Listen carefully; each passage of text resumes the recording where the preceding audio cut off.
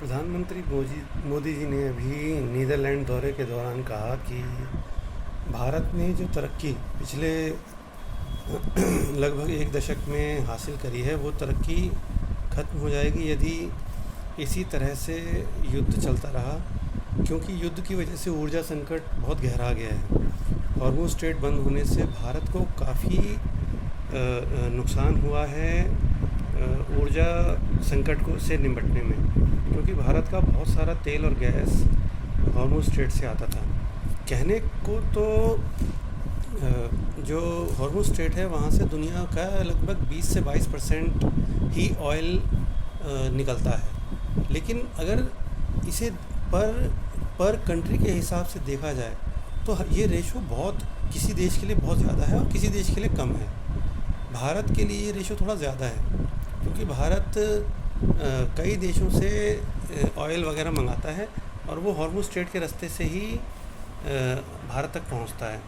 तो भारत के लिए ये रेशो ज़्यादा है और ज़्यादा होने की वजह से भारत को इस ऊर्जा संकट में से निपटने में दिक्कत हो रही है। और आपको तो पता ही है कि ऊर्जा संकट एक ऐसा संकट है जिसकी वजह से पूरे दुनिया के हर देश की इकोनॉमी टिकी हुई है। ऑयल से ही सामान की ढुलाई भारत के हर राज्य में होती है, छोटे छोटे ज़िलों में होती है, गाँवों में होती है, और इसके महंगे होने और इसके उपलब्ध ना होने से बहुत दिक्कतें आ सकती हैं, या ये बात सबको पता है। मैं हैरान इस बात पे हूँ कि इलेक्ट्रॉनिक व्हीकल्स का इंफ्रास्ट्रक्चर क्यों डेवलप नहीं करा गया तेज़ी से।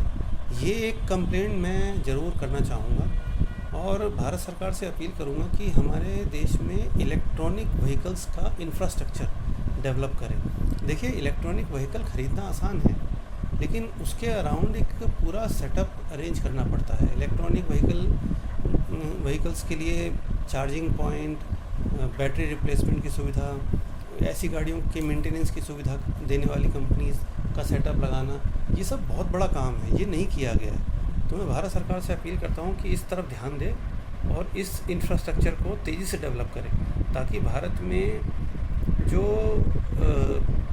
इकोनॉमी की रफ्तार है वो ऊर्जा संकट की वजह से कभी बाधित ना हो। धन्यवाद। जय हिंद।